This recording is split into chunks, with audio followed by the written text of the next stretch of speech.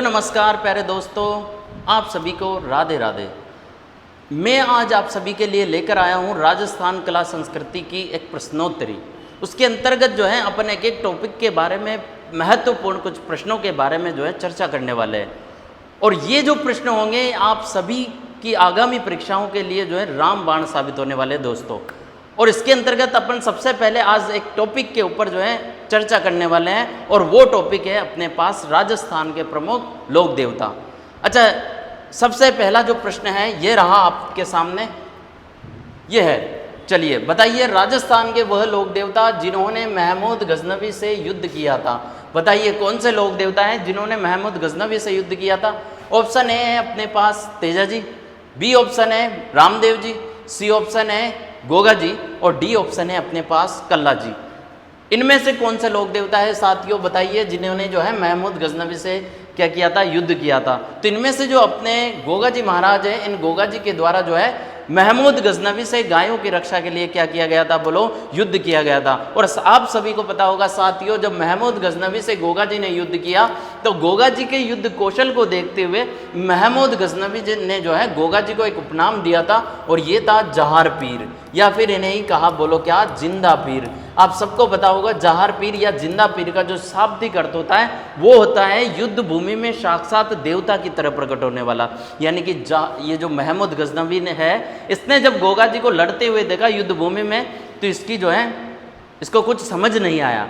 इसने जो है इसके मुंह से बस एक ही शब्द निकला कि ये तो साक्षात जो है जहार पीर है, अर्थात ये तो जो है युद्ध भूमि के अंदर साक्षात किसकी तरह, देवता की तरह प्रकट होते हैं। तो ये नाम दिया था किसने, महमूद गजनवी ने। और आप सबको पता होगा कि गोगा जी का जो जन्म हुआ ये हुआ अपने कहाँ पर, बोलो, ददरेवा चूरू के अंदर। बोलो कहाँ पर, ददरेवा चूरू के अंदर जो है इनका जन्म होता है। और इनके समाधि स्थल की बात करें तो ये स्थित है आपके, बोलो कहाँ पर, नौहर हनुमानगढ़ के अंदर। बोलो कहाँ पर, नौहर हनुमानगढ़ के अंदर। और आप सबको पता होगा इस मंदिर को जो है जाना जाता है किसके नाम से, गोगा मेड़ी के नाम से। बोलो किसके नाम से, गोगा मेड़ी के नाम से। और गोगा मेड़ी की बात करें तो इसकी जो बनावट है ये है मकबरे नुमा। बोलो किसके नुमा, मकबरे नुमा जो है इसकी बनावट मानी जाती है। और इसका जो निर्माण करवाया गया, ये करवाया गया फिरोज शाह तुगलक के द्वारा। बोलो किसके द्वारा, फिरोज शाह तुगलक के द्वारा जो है इस गोगा मेड़ी का क्या करवाया गया, बोलो, निर्माण करवाया गया। अच्छा, इसके मुख्य प्रवेश द्वार पर जो है एक शब्द लिखा हुआ है बिस्मिल्लाह। और बात करें कि इस गोगा मेड़ी को वर्तमान स्वरूप प्रदान करने का जो कार्य किया गया वो बीकानेर के महाराजा गंगा सिंह के द्वारा किया गया। बोलो किनके द्वारा, बीकानेर के महाराजा गंगा सिंह के द्वारा। तो ये हैं अपने कौन से लोक देवता, बोलो, गोगा जी महाराज। दूसरे प्रश्न की ओर आगे बढ़ते हैं। अपने पास दूसरा प्रश्न है साथियों, निम्न में से कौन सा कथन सत्य है। आपको पहचानना है कि ये जो कथन है, चार आपके सामने ऑप्शन दिए हुए हैं, इनमें से पहचानना है कि कौन सा सत्य है कौन सा असत्य है। ये रामदेव जी के बारे में जो है कुछ लाइनें हैं, इनके बारे में बताना है क्या सत्य है क्या। पहला ऑप्शन है अपने सामने, रामदेव जी ने कामड़ पंथ की स्थापना की। आप सबको पता होगा कि रामदेव जी के द्वारा जो है एक पंथ चलाया गया था, और उस पंथ का नाम था, बोलो कौन सा, कामड़ पंथ। यानी कि ये ऑप्शन आपके बिल्कुल सही है। दूसरा ऑप्शन है अपने सामने, रामदेव जी ने शुद्धिकरण आंदोलन प्रारंभ किया था क्या। जी बिल्कुल साथियों, रामदेव जी के द्वारा जो है जिन्होंने हिंदू धर्म छोड़ दिया था उन्हें वापस से जो है हिंदू धर्म में लाने के लिए जो है रामदेव जी के द्वारा एक आंदोलन प्रारंभ किया गया था। और उसी आंदोलन को हम जानते हैं, बोलो किसके नाम से, शुद्धिकरण आंदोलन, या इसे ही जो परावर्तन आंदोलन के नाम से जाना जाता है। बोलो किसके नाम से, परावर्तन आंदोलन के नाम से इसे जाना जाता है। क्या रामदेव जी के मंदिर को देवरा कहा जाता है, बिल्कुल साथियों। क्या गीतों को ब्यावले कहा जाता है, तो रामदेव जी के जो मंदिर होते हैं इन्हें क्या कहा जाता है, बोलो, देवरा कहा जाता है। और गीतों को भी क्या कहा जाता है, ब्यावले कहा जाता है। यानी कि यहाँ पर अपने जो है तीनों के तीनों ऑप्शन क्या है, बिल्कुल करेक्ट है। यानी कि ऑप्शन 4 है अपने उपयुक्त सभी, तो सारे के सारे क्या है, बिल्कुल सही है। और आप सबको पता होगा रामदेव जी की बात करें तो रामदेव जी जो है इन्हें हिंदू मुस्लिम एकता के लिए और सामाजिक सुधार के लिए जो है जाना जाता है, और इन्हें जो है पीरों के पीर के नाम से जाना जाता है दोस्तों। किसके नाम से, बोलो, पीरों के पीर के नाम से। चलिए बढ़ते हैं आगे प्रश्न की ओर। नेक्स्ट प्रश्न है अपने सामने, लोक देवता पाबूजी का मेला कौन सी तिथि को आयोजित होता है। बोलो कौन से लोक देवता, पाबूजी महाराज का जो मेला है ये कौन सी तिथि को लगेगा। अच्छा, इनका जो मेला लगेगा बोलो कब लगेगा? चैत्र कृष्ण अष्टमी को लगेगा, चैत्र पूर्णिमा को लगेगा, चैत्र अमावस्या को लगेगा, या फिर लगेगा बोलो कब? चैत्र शुक्ल अष्टमी को। चलिए बताइए। तो इनका जो मेला लगता है ये प्रतिवर्ष अपने आयोजित होता है, बोलो कब? चैत्र अमावस्या को जो है इनके मेले का क्या होता है बोलो? आयोजन होता है। अच्छा, पाबूजी की बात करें तो इनका जो जन्म हुआ ये हुआ अपने कोलूमंड के अंदर। बोलो कहाँ पर? कोलूमंड। और कोलूमंड जो है ये वर्तमान में है अपने फलोदी जिले के अंदर। यहाँ पर जो है पाबूजी का क्या होता है बोलो? जन्म होता है। अच्छा, इनकी बात करें तो कहा जाता है पाबूजी के भक्तों के द्वारा इनके सम्मान में जो है एक नृत्य किया जाता है, और इस नृत्य का नाम है थाली नृत्य। बोलो साथियों कौन सा नृत्य? थाली नृत्य। जैसे रामदेव जी के सम्मान में अपने एक नृत्य किया जाता है, उस नृत्य का नाम है तेरह ताली नृत्य। उसी प्रकार जो है पाबूजी के सम्मान में जो है इनके भक्तों के द्वारा एक, इनके अनुयायियों के द्वारा एक नृत्य किया जाता है, उस नृत्य का नाम है बोलो कौन सा नृत्य? थाली नृत्य। चलिए आगे प्रश्न की ओर बढ़ते हैं। नेक्स्ट प्रश्न है अपने सामने, किस लोक देवता के मेले को सांप्रदायिक सद्भावना का प्रतीक माना जाता है? आप सबको पता होगा दोस्तों इसका आंसर। तो चलिए बताइए, पाबूजी के मेले को, या तेजा जी के मेले को, या फिर गोगा जी के मेले को, या फिर रामदेव जी के मेले को? जी हाँ साथियों, यहाँ पर ये जो रामदेव जी है अपने लोक देवता, इनके मेले को जो है सांप्रदायिक सद्भावना का क्या माना जाता है? एक प्रतीक माना जाता है। कहा जाता है ये राजस्थान में सांप्रदायिक सद्भावना की दृष्टि से लगने वाला राज्य का सबसे बड़ा मेला है, और इसी मेले को जो है क्या कहा जाता है दोस्तों? मारवाड़ के कुंभ के नाम से जाना जाता है। बोलो किसके नाम से? मारवाड़ के कुंभ के नाम से। किन के मेले को जाना जाता है बोलो? रामदेव जी के मेले को जो है मारवाड़ के कुंभ के नाम से जाना जाता है। और मुझे बताओ साथियों ये मेला कहाँ पर आयोजित होगा?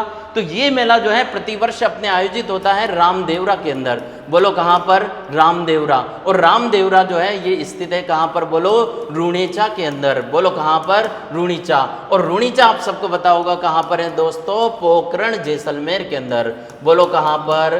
पोखरण जैसलमेर के अंदर जो है इस मेले का आयोजन होता है। बोलो किन के मेले का? रामदेव जी के मेले का। अच्छा, फिर बात करें कि रामदेव जी का जन्म कहाँ पर हुआ? तो रामदेव जी का जो जन्म हुआ था ये हुआ था उड़ू काश्मीर के अंदर। बोलो कहाँ पर? उड़ू काश्मीर, जो कि आपके बाड़मेर के अंदर एक तहसील पड़ती है, इसका नाम है शिव तहसील, और ये है आपके कहाँ पर बोलो? बाड़मेर के अंदर। यहाँ पर जो है बाबा रामदेव जी का क्या होता है बोलो? जन्म होता है। अच्छा, इन्हें कहा जाता है रूणीचा राधणी, क्योंकि रूणीचा के अंदर प्रसिद्ध मंदिर बना हुआ है। इन्हें कहा जाता है पीरों के पीर, और इन्हें ही कहा जाता है लीला रासवार, क्योंकि इनका जो वाहन है वो घोड़ा है, और वो है कौन सा? नीला घोड़ा। इसी कारण जो है इन्हें कहा जाता है बोलो क्या? लीला रासवार। अच्छा, बात करें पाबूजी राठौड़ की, तो इनका जन्म जो है आप सबको पता होगा कहाँ पर हुआ बोलो? कोलूमंड फलोदी के अंदर। बोलो कहाँ पर? कोलूमंड फलोदी के अंदर जो है इनका जन्म हुआ। अच्छा, इनका जो मेला था अभी अपन ने चर्चा करी थी, इनका जो मेला लगता है ये प्रतिवर्ष कब लगता है बोलो? चैत्र अमावस्या को जो है पाबूजी के मेले का क्या होता है? आयोजन होता है। चलिए नेक्स्ट प्रश्न की ओर आगे बढ़ते हैं। तो अगला प्रश्न है अपने सामने, बेंगटी किस लोक देवता का पवित्र स्थल माना जाता है? चलिए बता दीजिए दोस्तों, बेंगटी जो है ये कौन से लोक देवता हैं इनमें से जिनका पवित्र स्थल माना जाता है? क्या रामदेव जी, पाबूजी, मेहाजी मांगलिया, या फिर हड़बू जी? चलिए बताइए। तो अपने जो ये लोक देवता हैं हड़बू जी महाराज, हड़बू जी जो सांकला हैं, इनका जो पवित्र स्थल माना जाता है वो किसे माना जाता है? बेंगटी को। अच्छा, हड़बू जी की बात करें तो इनका जन्म कहाँ पर हुआ साथियों? बोलो बूढ़ेल नागौर के अंदर इनका जन्म होता है। बोलो कहाँ पर? बूढ़ेल नागौर के अंदर। किन का जन्म बोलो? हड़बू जी का जन्म। लेकिन बात करें कि बेंगटी को जो है प्रसिद्ध पवित्र स्थल के रूप में क्यों जाना जाता है? अच्छा, पहली बात तो कि हड़बू जी जो है ये रामदेव जी के क्या थे बोलो? रामदेव जी के मौसेरे भाई थे। बोलो कौन से भाई? मौसेरे भाई। किन के थे बोलो? रामदेव जी के। बोलो किन के? रामदेव जी के। और आप सबको पता होगा साथियों कि रामदेव जी ने भाद्रपद शुक्ल एकादशी के दिन जो है समाधि ली थी, और उनके जस्ट 8 दिन बाद जो है इनके मौसेरे भाई यानी कि अपने हड़बू जी के द्वारा क्या ले ली जाती है बोलो? समाधि ले ली जाती है। और इनके द्वारा जो समाधि ली जाती है ये कहाँ पर ली जाती है बोलो? बेंगटी के अंदर। और इसी स्थान पर जो है इनका प्रसिद्ध मंदिर बना हुआ है, जिसका जो निर्माण करवाया गया ये जोधपुर का एक शासक हुआ जिसका नाम है अजीत सिंह। बोलो क्या नाम है? अजीत सिंह। इस अजीत सिंह के द्वारा जो है इनके प्रसिद्ध मंदिर का क्या करवाया गया बोलो? निर्माण करवाया गया। कहाँ पर बोलो? बेंगटी के अंदर। तो ये लोक देवता थे अपने कौन से बोलो? हड़बू जी सांकला। नेक्स्ट प्रश्न की ओर आगे बढ़ते हैं। अगला प्रश्न है अपने सामने, तिलवाड़ा पशु मेला, कौन सा मेला बोलो? तिलवाड़ा पशु मेला किस लोक देवता की स्मृति में आयोजित किया जाता है? तो तिलवाड़ा के अंदर जो पशु मेला आयोजित होता है वो कौन से लोक देवता की स्मृति में, कौन से लोक देवता की याद में किया जाता है? तो अपने सामने है ऑप्शन है तल्लीनाथ जी, या फिर मल्लीनाथ जी, रामदेव जी, या फिर देव नारायण जी। तो आप सबको पता होगा साथियों, यहाँ पर जो अपने मल्लीनाथ जी है, इन मल्लीनाथ जी का जो प्रमुख मंदिर बना हुआ है ये बना हुआ है तिलवाड़ा बाड़मेर के अंदर। और यहाँ पर जो है इनके मेले का आयोजन होता है जिसे मल्लीनाथ पशु मेले के नाम से जाना जाता है, जो कि आयोजित होता है बोलो कहाँ पर? तिलवाड़ा के अंदर। और इस मेले की बात करें तो ये जो है राजस्थान का सबसे प्राचीन पशु मेला है। बोलो क्या है? राजस्थान का सबसे प्राचीन पशु मेला कौन से लोक देवता का है बोलो? तो वो है अपने मल्लीनाथ जी का जो है पशु मेला जो है ये राजस्थान का सबसे प्राचीन क्या माना जाता है बोलो? पशु मेला माना जाता है। नेक्स्ट प्रश्न की ओर आगे बढ़ते हैं। तो अगला प्रश्न है अपने सामने कि प्लेग रक्षक देवता या फिर ऊँटों के देवता के रूप में कौन से लोक देवता प्रसिद्ध है? तो बताइए साथियों, कौन से? पाबू जी, रामदेव जी, कल्ला जी, या फिर देव नारायण जी। तो आप सबको पता होगा मारवाड़ में पहली बार ऊँट लाने का श्रेय जाता है अपने कौन से लोक देवता को? पाबूजी राठौड़ को। इसी कारण जो है इन्हें एक तो कहा जाता है ऊँटों के रक्षक देवता, और इन्हें ही पूजा जाता है किसके रूप में बोलो? प्लेग रक्षक देवता के रूप में इन्हें पूजा जाता है। आप सबको पता होगा इनका जो जन्म हुआ ये हुआ कहाँ पर बोलो? कोलूमंड फलोदी के अंदर। बोलो कहाँ पर? कोलूमंड फलोदी के अंदर जो है इनका क्या होता है बोलो? जन्म होता है। और इनकी बात करें तो पाबूजी राठौड़ के बारे में, तो इन्होंने जो है कहा जाता है देवल चारण जाति की एक महिला थी देवल, इसकी गायों की रक्षा के लिए जो है अपने बहनोई जिंद राव खींची से युद्ध किया था साथियों। बोलो किससे? जिंद राव खींची से जो है युद्ध किया था। और जिंद राव खींची से युद्ध करते हुए ये क्या हो जाते हैं बोलो? देचू नामक स्थान पर वीर गति को प्राप्त हो जाते हैं। बोलो कौन से स्थान पर? तो देचू नामक स्थान पर जो है ये वीर गति को प्राप्त हो जाते हैं। बोलो कौन से लोक देवता? पाबूजी राठौड़। किन के रूप में पूजा जाता है? प्लेग रक्षक देवता, ऊँटों के रक्षक देवता, या इन्हें ही जो है हाड़ फाड़ के लोक देवता के नाम से भी जाना जाता है। बोलो किन के नाम से? हाड़ फाड़ के देवता के नाम से भी जो है इन्हें जाना जाता है। बोलिए कौन से लोक देवता को? पाबूजी राठौड़ को। अगले प्रश्न की ओर आगे बढ़ते हैं। तो ये है अपने सामने अगला प्रश्न कि गायों की रक्षा में अपने प्राणोत्सर्ग करने वाले प्रसिद्ध लोक देवता है। बताइए, जिन्होंने गायों की रक्षा के लिए जो है अपने प्राणों का क्या कर दिया? न्योछावर कर दिया, बलिदान कर दिया। ऐसे लोक देवता कौन से है बोलो? तेजा जी है, मेहा जी है, पाबू जी है, या फिर उपयुक्त सभी। तो आप सबको पता होगा साथियों कि तेजा जी ने जो है लाछा गुजरी की गायों की रक्षा के लिए, बोलो किसकी गायों की रक्षा के लिए? लाछा की गायों की रक्षा के लिए जो है अजमेर के मीर मीणाओं से क्या किया था बोलो? युद्ध किया था। यानी कि तेजा जी जो है गो रक्षक देवता के रूप में इन्हें पूजा जाता है। मेहा जी की बात करें तो जो मेहा जी है, आप सबको पता होगा कि मेहा जी ने पुष्कर यात्रा के दौरान अपनी माता के साथ जो है एक बार पुष्कर की यात्रा की। और पुष्कर की यात्रा करते हुए इन्होंने एक महिला थी जिसका नाम था पाना गुजरी। इस पाना गुजरी को अपनी धर्म बहन बनाया और इसी धर्म बहन की गायों की रक्षा के लिए जैसलमेर का एक शासक था जिसका नाम था राणंग देव भाटी।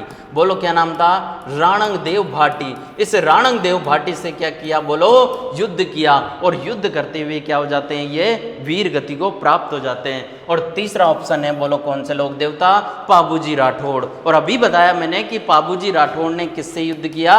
अपने बहनोई जिंद राव खींची से। बोलो किससे? जिंद राव खींची से युद्ध करते हुए ये क्या हो जाते हैं बोलो? वीर गति को प्राप्त हो जाते हैं। यानी कि यहाँ पर तीनों के तीनों जो लोक देवता हैं इन्होंने गायों की रक्षार्थ क्या किया बोलो? युद्ध किया। यानी कि ऑप्शन डी जो है उपयुक्त सभी ये हैं अपने सत्य हो जाएगा कि तीनों लोक देवताओं ने जो है किसकी रक्षा के लिए बोलो? गायों की रक्षा के लिए क्या किया बोलो? युद्ध किया, अपने प्राणों को न्यौछावर किया।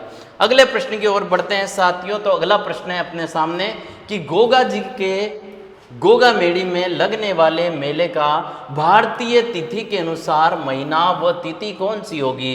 तो भारतीय यानी कि हिंदी महीने के हिसाब से जो है गोगा जी का मेला प्रतिवर्ष कब आयोजित होता है बताइए?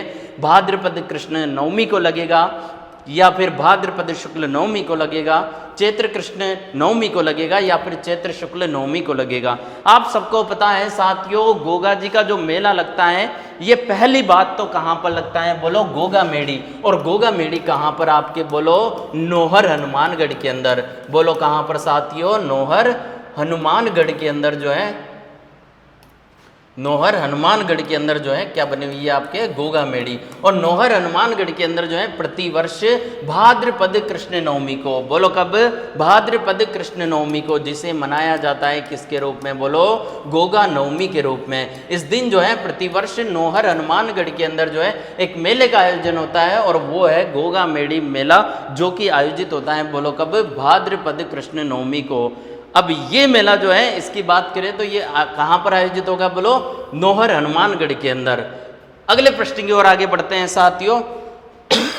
तो ये है अपना अगला प्रश्न कि खेजड़ी के वृक्ष के नीचे जो है कौन से लोक देवता का प्रतीक है, या खेजड़ी का जो वृक्ष है किस लोक देवता का प्रतीक है, बताइए। रामदेव जी का, गोगा जी का, तेजा जी का, या फिर देव नारायण जी का। तो आप सबको पता होगा कि गोगा जी का जो पूजा स्थल बनाया जाता है वो कौन से वृक्ष के नीचे बनाया जाता है, बोलो खेजड़ी के वृक्ष के नीचे। और आप सबको पता होगा पश्चिमी राजस्थान में जो है गोगा जी को प्रमुख सर्प रक्षक देवता के रूप में पूजा जाता है। बोलो किसके रूप में, सर्प रक्षक देवता के रूप में जो है इन्हें पूजा जाता है। और इनका जो पूजा स्थल बनाया जाता है कौन से वृक्ष के नीचे साथियों, खेजड़ी के वृक्ष के नीचे जो है इनका प्रमुख क्या होता है, पूजा स्थल। और इसी कारण जो है पश्चिमी राजस्थान में अपने गोगा जी के बारे में कहावत प्रचलित है कि जटे जटे खेजड़ी वटे वटे गोगा, यानी कि जहां जहां पर खेजड़ी का वृक्ष है वहां पर कौन से लोक देवता का पूजा स्थल है, बोलो गोगा जी का पूजा स्थल है। चलिए नेक्स्ट प्रश्न की ओर आगे बढ़ते हैं। तो ये रहा अपना अगला प्रश्न।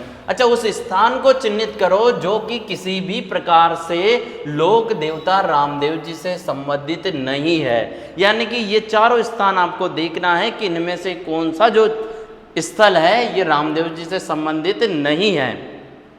पहला ऑप्शन है अपने सामने सुरता खेड़ा चित्तौड़। क्या सुरता खेड़ा के अंदर रामदेव जी का मंदिर है क्या? जी बिल्कुल। तो रामदेव जी का जो प्रसिद्ध मंदिर है ये सुरता खेड़ा चित्तौड़ के अंदर भी बना हुआ है। एक है अपने अदरशिला जोधपुर, जी बिल्कुल, अदरशिला के अंदर भी जो है रामदेव जी का प्रसिद्ध मंदिर बना हुआ है। और एक है मसूरिया जोधपुर, मसूरिया के अंदर भी जो है रामदेव जी का प्रसिद्ध मंदिर बना हुआ है। लेकिन ऑप्शन 4 है अपने पास कौन सा, देवडूंगरी चित्तौड़। अच्छा, देवडूंगरी चित्तौड़ जो है ये अपने पूजा स्थल है, प्रमुख पवित्र स्थल है। बोलो कौन से लोक देवता का, तो ये है देव नारायण जी का। बोलो कौन से लोक देवता का, देव नारायण जी का जो है प्रमुख क्या माना जाता है, पूजा स्थल देवडूंगरी, जो कि स्थित है कहाँ पर, चित्तौड़ के अंदर। बाकी तीनों के तीनों ऑप्शन है, बोलो कौन से लोक देवता से संबंधित, रामदेव जी से संबंधित। नेक्स्ट प्रश्न की ओर आगे बढ़ते हैं साथियों। तो ये है अपने सामने नेजा है।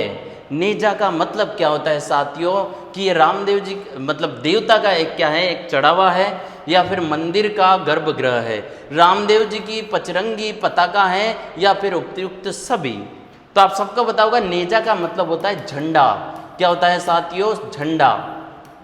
यानी कि यहाँ पर ये जो रामदेव जी की 5 रंगों की ध्वजा यानी कि पचरंगी यानी कि 5 रंगों की जो ध्वजा होती है उसे ही क्या बोला जाता है साथियों, नेजा बोला जाता है। बोलो कौन से लोक देवता की ध्वजा को, रामदेव जी के लोक देव जो रामदेव जी हैं इनकी ध्वजा को क्या बोला जाता है, नेजा बोला जाता है। अगले प्रश्न की ओर बढ़ते हैं। तो ये रहा अपना अगला प्रश्न। अच्छा, प्रमुख लोक देवता जिन्होंने जीवित समाधि ली, इनमें से आपको देखना है कि कौन से लोक देवता हैं जिन्होंने क्या ली, बोलो साथियों, जीवित समाधि ली। तेजा जी, क्या तेजा जी ने जीवित समाधि ली, क्या रामदेव जी ने जीवित समाधि ली, या फिर कल्लाजी राठौड़ ने, या फिर उपयुक्त सभी। तो आप सभी की जानकारी के लिए बता दो साथियों, आप सबको पता होगा कि तेजा जी महाराज ने जो है गायों की रक्षा करते हुए, लाछा की गायों की रक्षा करते हुए जो है अजमेर के मेर मीणाओं से युद्ध किया था, ना कि इन्होंने जीवित समाधि ली। अच्छा, इनकी मृत्यु जो होती है ये सर्पदंश से होती है। बोलो कहीं से, सर्पदंश से जो है तेजा जी की क्या होती है, बोलो मृत्यु होती है। और आप सबको पता होगा इनको जो सर्पदंश हुआ ये अजमेर के अंदर एक स्थान पड़ता है सेंदरिया। इस सेंदरिया नामक स्थान पर जो है तेजा जी को क्या होता है, बोलो सर्पदंश। और इनकी मृत्यु की बात करें तो इनकी जो मृत्यु हो जाती है ये अजमेर में ये एक स्थान है जिसका नाम है सुरसुरा। इस सुरसुरा नामक स्थान पर इनकी क्या हो जाती है, बोलो मृत्यु हो जाती है। लेकिन अपन बात करें रामदेव जी की, तो रामदेव जी जो लोक देवता हैं, इनके द्वारा जो है क्या ली गई, बोलो जीवित समाधि ली गई। बोलो क्या ली गई, जीवित समाधि। और आप सबको पता होगा कि भाद्रपद शुक्ल एकादशी के दिन जो है रामदेव जी के द्वारा कहाँ पर, बोलो रूणीचा के अंदर, बोलो कहाँ पर, रूणीचा के अंदर जो स्थित है पोखरण जैसलमेर के अंदर।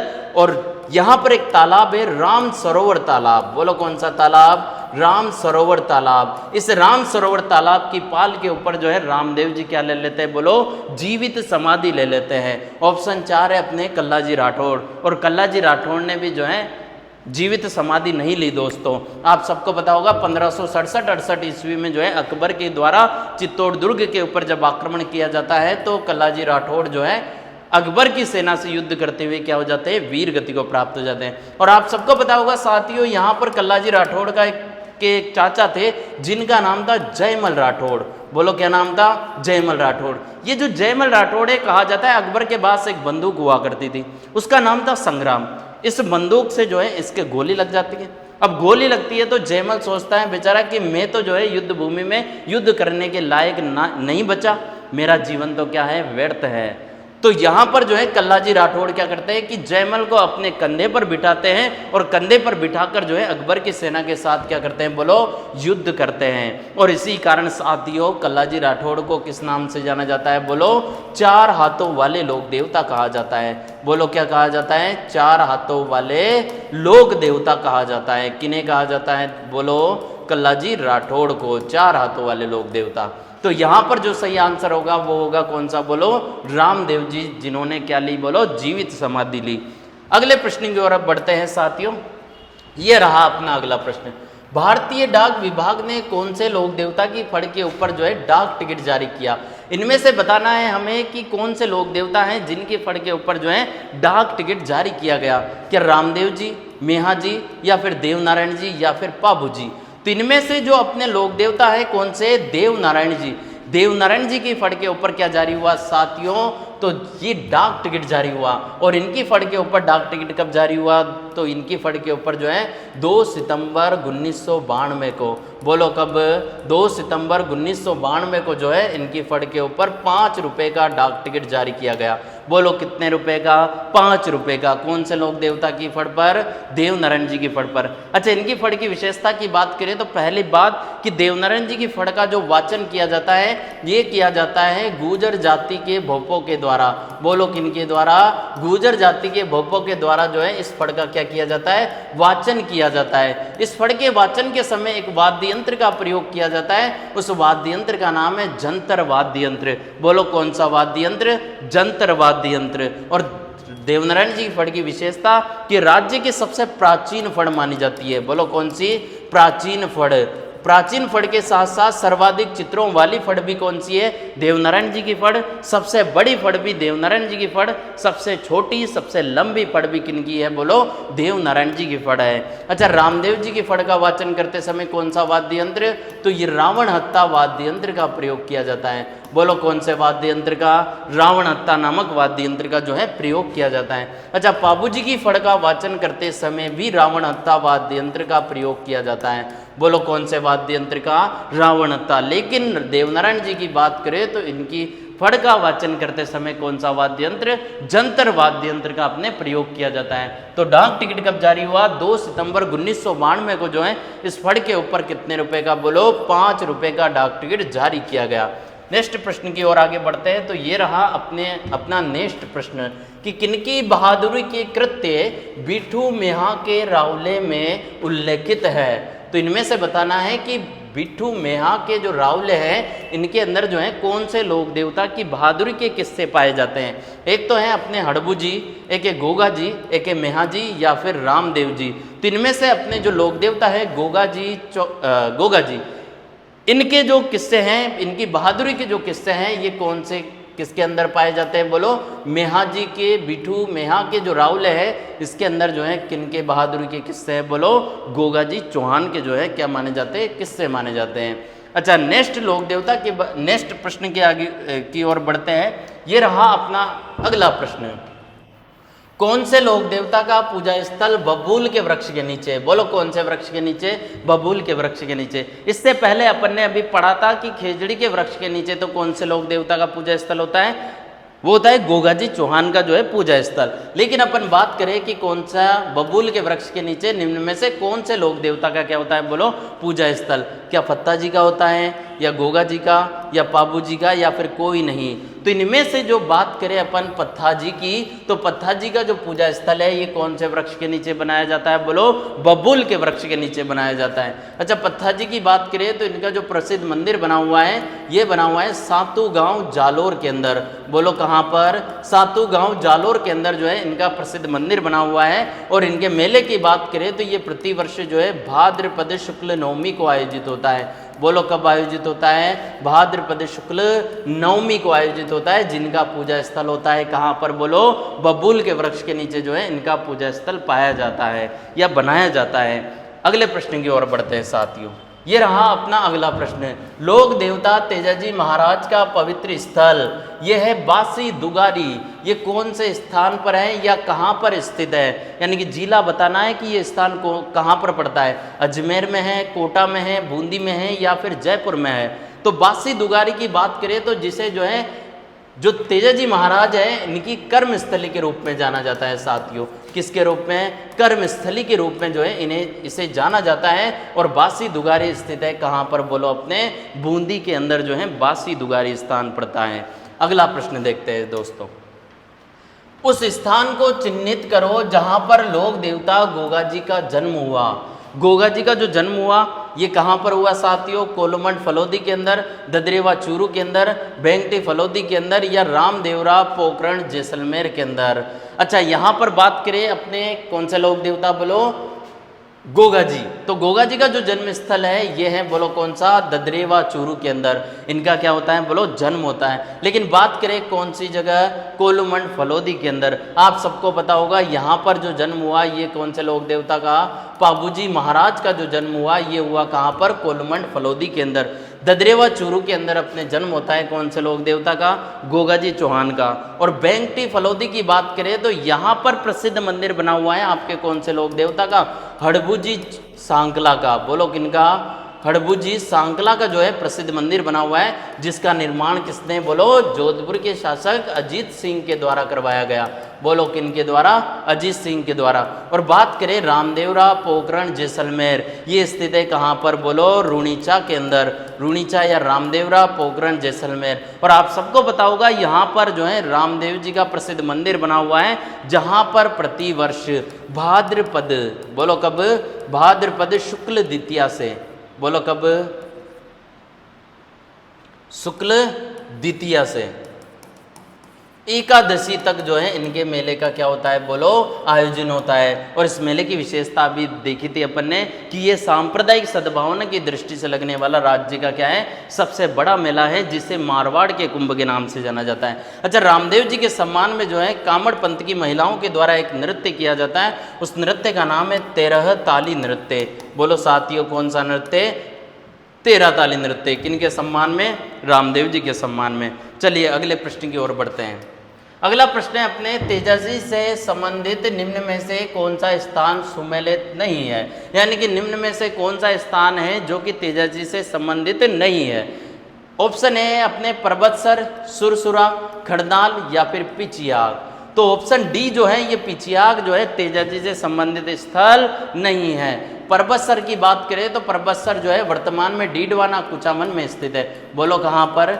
डीडवाना, जो कि कहाँ पर? डीडवाना कुचामन के अंदर जो है स्थित है। और यहाँ पर जो है प्रतिवर्ष तेजाजी का मेले का आयोजन होता है। और ये मेला कब लगेगा? तो ये मेला आयोजित होता है भाद्रपद शुक्ल दशमी को।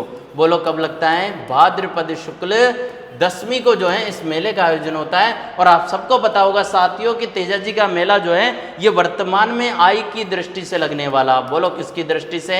आय की दृष्टि से लगने वाला ये राज्य का जो है कौन से नंबर का दूसरा सबसे बड़ा पशु मेला है। बोलो कौन सा दूसरा सबसे बड़ा पशु मेला है। अच्छा, ये वर्ष 2019 के बाद, बोलो कब से, वर्ष 2019 के बाद। लेकिन वर्ष 2019 से पहले जो है राजस्थान का आय की दृष्टि से लगने वाला सबसे बड़ा जो पशु मेला था वो था कौन सा, अपने तेजाजी महाराज का पशु मेला। लेकिन वर्तमान में जो है ये आय की दृष्टि से दूसरे नंबर का सबसे बड़ा क्या माना जाता है, पशु मेला माना जाता है। अच्छा, फिर सबसे बड़ा कौन सा है, तो वर्तमान में आय की दृष्टि से लगने वाला राजस्थान का सबसे बड़ा पशु मेला जो है वो है अपने जसवंत पशु मेला।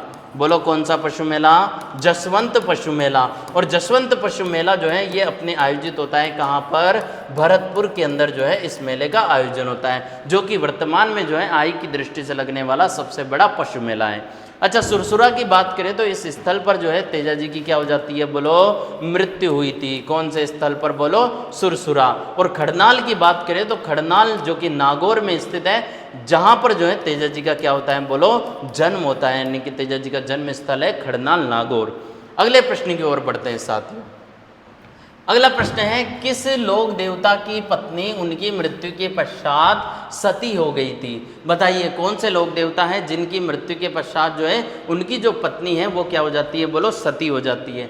मल्लीनाथ जी, हड़बू जी, तेजाजी या फिर देव जी। तो इनमें से जो अपने लोक देवता है कौन से, तेजाजी महाराज। तेजाजी महाराज की मृत्यु के पश्चात इनकी जो पत्नी है वो क्या हो जाती है, बोलो सती हो जाती है। बोलो किनकी पत्नी, तेजाजी महाराज की जो पत्नी है, इनके पत्नी का नाम क्या था, बोलो पेमल दे। बोलो क्या नाम था, पेमल दे। इनकी पत्नी जो है क्या हो जाती है, बोलो सती हो जाती है। अच्छा, इनकी एक और विशेषता है कि ये राज्य के ऐसे लोक देवता हैं जिनकी मृत्यु के पश्चात इनकी बहन भी क्या हो जाती है, बोलो सती हो जाती है। और इनकी बहन का नाम था राजल। यह नहीं जाना जाता है किनके नाम से, बंगूरी माता के नाम से। बोलो किसके नाम से, बंगूरी माता के नाम से, जो भी क्या हो जाती है इनकी मृत्यु के पश्चात सती हो जाती है। यानी कि पूछा जाए कि राज्य के ऐसे कौन से लोक देवता हैं जिनकी मृत्यु के पश्चात उनकी बहन क्या हो जाती है, बोलो सती हो जाती है, तो वो लोक देवता है अपने तेजाजी महाराज। और इनकी बहन थी, बोलो कौन, राजल या बंगूरी माता क्या हो जाती है, सती हो जाती है। अच्छा, तेजाजी के ऊपर जो है डाक टिकट जारी किया गया, और ये जो डाक टिकट जारी किया गया सितंबर 2011 को। बोलो कब जारी किया गया, सितंबर 2011 को जो है तेजाजी के ऊपर जो है कितने रुपए का, बोलो 2 रुपए का डाक टिकट जारी किया गया। बोलो कितने रुपए का, 2 रुपए का। अच्छा, नेक्स्ट बात करते हैं अगले प्रश्न की। अच्छा, अगला प्रश्न है अपने सामने, राजस्थान के कौन से लोक देवता हैं जिन्होंने गायों की रक्षा के लिए अपने प्राण न्योछावर किए। अच्छा, क्या पाबूजी राठौड़, तेजाजी महाराज, मेहाजी मांगलिया या उपयुक्त सभी। तो आप सबको पता होगा दोस्तों, यहाँ पर पाबूजी ने जो है गायों की रक्षा के लिए अपने बहनोई, बोलो किससे, अपने बहनोई जिसका नाम था, बोलो क्या, जिंदराव खींची। इस जिंदराव खींची से क्या किया, बोलो युद्ध किया।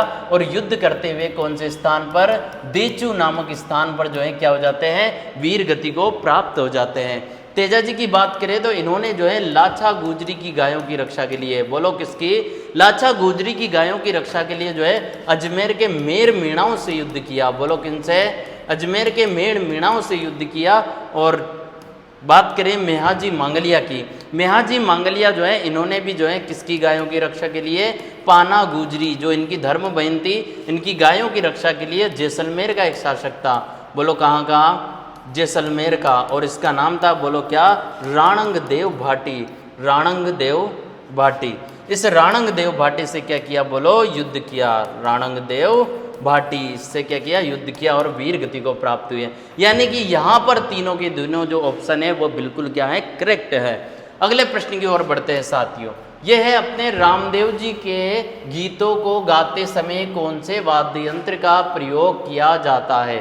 पहला ऑप्शन रावणत्ता, दूसरा ऑप्शन है चौतारा या फिर तंदुरा या फिर बी और सी दोनों। अच्छा, यहाँ पर जो है रामदेव जी के गीतों को गाते समय जो है अपने वाद्य यंत्र का प्रयोग किया जाता है, चौतारा वाद्य यंत्र का। और बात करें इसी चौतारा वाद्य यंत्र को जाना जाता है किसके नाम से, तंदूरा वाद्य यंत्र के नाम से भी जाना जाता है। चौतारा इसलिए क्योंकि ये 4 तारों से निर्मित होता है। बोलो कितने तारों से, 4 तारों से निर्मित होता है, इसलिए बोला जाता है इसे क्या, चौतारा बोला जाता है। अच्छा, अभी जो RS प्री का पेपर हुआ साथियों, उसके अंदर पूछा गया था कि चौतारा के बारे में निम्न में से कौन सा कथन असत्य है।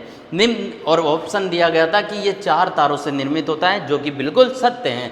दूसरा ऑप्शन था कि रामदेव जी के गीतों को गाते समय क्या तंदूरा वाद्य यंत्र का प्रयोग या चौतारा वाद्य यंत्र का प्रयोग किया जाता है क्या? जी बिल्कुल साथियों, यहाँ पर चौतारा और तंदूरा जो है ये दोनों एक ही वाद्य यंत्र है, दोनों एक ही है, यानी कि यहाँ पर अपना आंसर करेक्ट आंसर हो जाएगा। बोलो कौन सा? ऑप्शन डी, बी और सी दोनों। अगले प्रश्न की ओर देखते हैं। नेक्स्ट प्रश्न है अपने सामने कि निम्न को सुमेलित कीजिए। यहाँ पर जो है लोक देवता हैं एक तरफ आपके, और एक तरफ है कौन से इनके वाहन है, इनके घोड़ा और घोड़ी जो है ये है, इनको सुमेलित करना है। अच्छा, किरण काबरा घोड़ा, चलिए बताइए किरण काबरा घोड़ा जो है ये राजस्थान के कौन से लोक देवता का है? तो किरण काबरा जो घोड़ा है अपने कौन से लोक देवता का है? बोलो मेहाजी जो है, इनका जो है मेहाजी मांगलिया, इनका जो घोड़ा है वो है कौन सा? किरण काबरा। अच्छा, केसर कालमी घोड़ी, आप सबको पता होगा कि देवल की एक घोड़ी हुआ करती थी, चारण जाति की जो महिलाएं देवल, उसका नाम है केसर कालमी, और ये घोड़ी थी किसकी? बोलो पाबूजी राठौड़ की। लीला घोड़ा, लीले घोड़े की बात करें तो ये है अपने कौन से लोक देवता का? बोलो रामदेव जी। अच्छा, लीला का शाब्दिक अर्थ अपने ग्रामीण भाषा में जो है लीला कौन से रंग को बोला जाता है? हरे रंग को, यानी कि लीला जो घोड़ा है वो है रामदेव जी का। गाना सुना होगा लीला रासवार। अच्छा, नेक्स्ट है ऑप्शन 4 लीलन। लीलन आप सबको पता होगा कि किसकी घोड़ी है? बोलो तेजाजी महाराज की जो घोड़ी है यह है लीलन।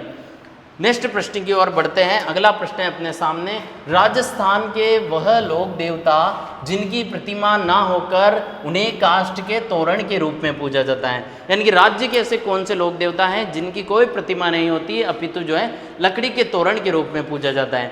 फत्ता जी, मामा देव, पनराज जी या फिर वीर बग्गा जी।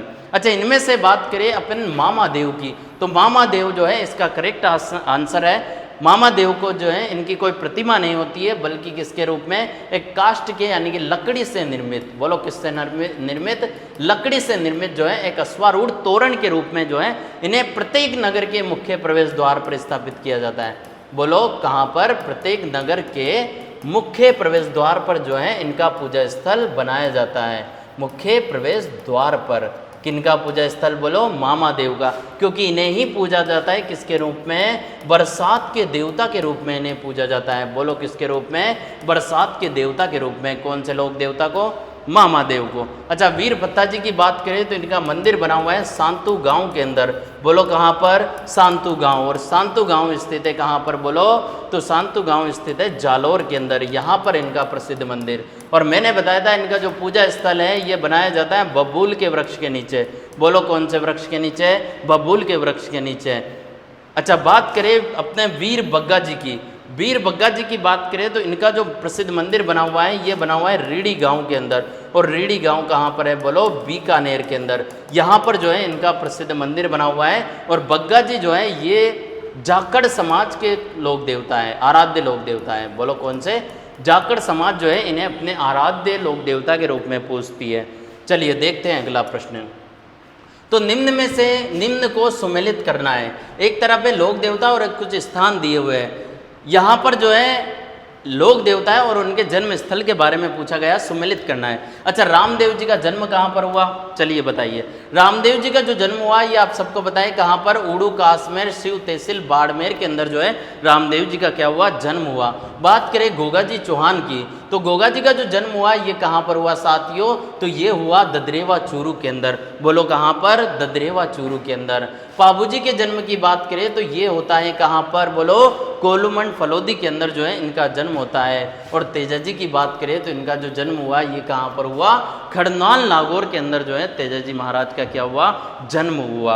अच्छा, ये जो है अपने राजस्थान के प्रमुख लोक देवताओं के बारे में कुछ महत्वपूर्ण प्रश्न थे जिनके बारे में आज अपन ने चर्चा की। आशा करता हूँ आप सभी को ये वीडियो ज़रूर पसंद आएगी और आपकी आने वाली आगामी परीक्षाओं के लिए जो है ये वीडियो आप सभी के लिए जो है एक महत्वपूर्ण वीडियो के रूप में साबित होगी। अगर आपको वीडियो पसंद आए, जानकारी पसंद आए तो चैनल को सब्सक्राइब करिए, वीडियो को लाइक करिए, शेयर करिए, कमेंट करिए साथियों। धन्यवाद।